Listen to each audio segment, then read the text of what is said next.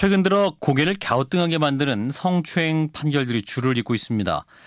트렁크 속옷을 입은 채 여직원에게 안마를 시킨 남성 사장이 무죄 판결을 받은가 하면 스타킹을 입은 여성을 몰래 촬영한 20대 남성도 역시 무죄를 선고받았지요.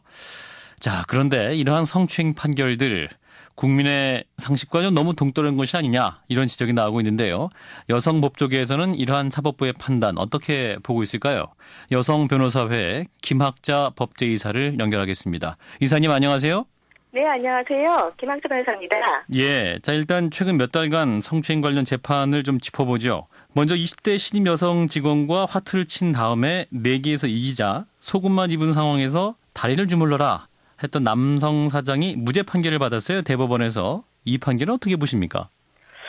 이 판결은 기본적으로 20대인 그 여성이 충분히 거절할 수 있는 상황임에도 불구하고 거절하지 않았다라는 걸 전제로 하고 있습니다. 예. 그렇다면 사회적으로 정말 그 직장 상사가 요구할 때 이걸 거절할 수 있는 사람이 과연 몇 명이나 있을까요? 특히나 사회적으로 취업도 굉장히 어렵다고 하고 이런 상태에서 문제점이 있다고 보여집니다. 예. 그리고 그렇다면 당시 상황이 사장과 직원의 관계였기 때문에 말씀하신 대로 그 업무상 위력에 의한 성추행 이런 처벌은 불가능했습니까? 제가 볼 때는 충분히 가능하다고 보여지는데 법원에서는 눈에 보이는 폭행, 그다음 말에 의한 협박 이런 것들이 부족하였다고 본 겁니다. 특히나 이제 과거부터 현재까지도 빈번하게 일어나고 있는 면접 추행 같은 거, 예를 들면 면접을 빙자해서 가는데 직원을 추행한다든가, 아니면은 직장 상사에 의한 성범죄 같은 경우가 많은데 만약 이 판결에 따른다면은 전부 다 무죄가 되는 꼴이 되거든요. 그래서 피해자를 보호하는데 굉장히 취약한 판결이라고 할 것입니다. 예. 자 그리고 또 하나 몸에 달라붙는 레깅스나 스키니짐을 입은 여성을 상습적으로 몰래 촬영한 20대 남성. 역시 또 1심에서 무죄 판결을 받았는데 이거는 또 왜 그렇게 된 건가요?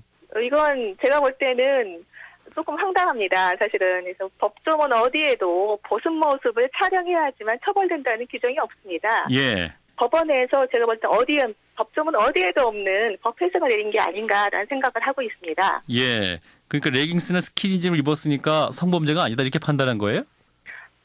그러니까 뭔가 하나 걸쳤다는 거죠. 몸에.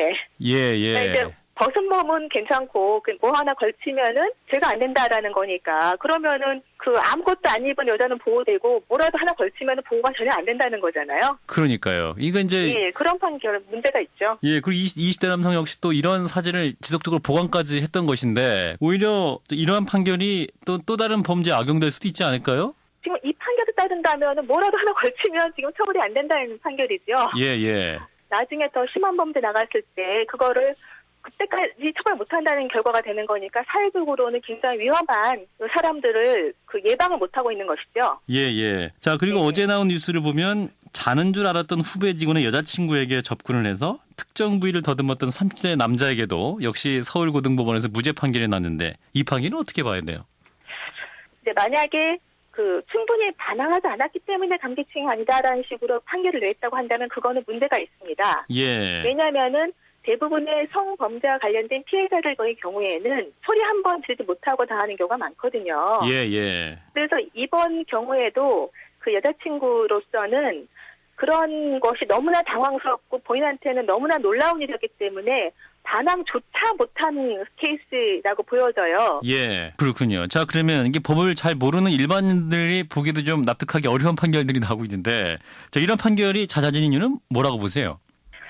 제가 볼 때는 판사님들께서 이 사회에서 지금 많이 이제는 높아진 어떤 성문화, 개방적 성문화에 대한 인식은 분명히 하고 계시는데 실제로 이제 모든 여자들이나 모든 상황이 다 여자가 동등하게 결정할 수 있는 성적인 문제를 결정할 수 있는 위치에 있는 건 아니거든요.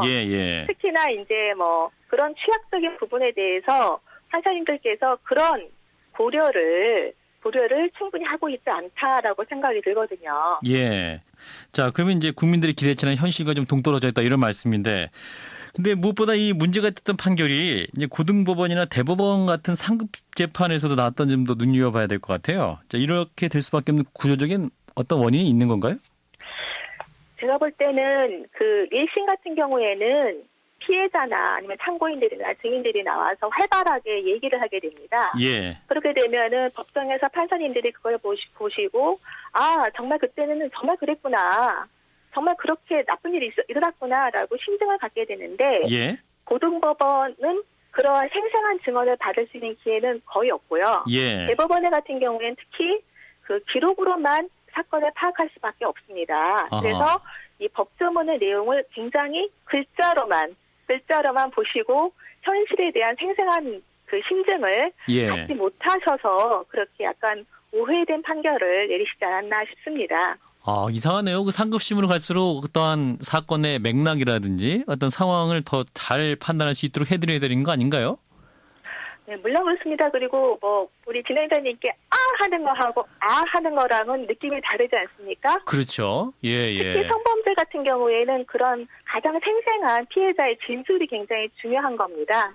그런 걸로 심증을 많이 형성할 수밖에 없는 경우가 많은데 예. 그런 부분에서는 고등법원이나 대법원의 경우에는 그런 감이 떨어질 수밖에 없다는 것입니다. 예, 말씀 그대로 성범죄 재판을 문자로만 판단하다 보니까 어떤 상황적인 맥락이라든지 어떤 심증을 잡는 데 좀 부족할 수 있다 이런 말씀이에요. 네네. 예. 보고 있습니다. 예, 그럼 이거 네. 보완될 수 있는 방법은 없는 건가요?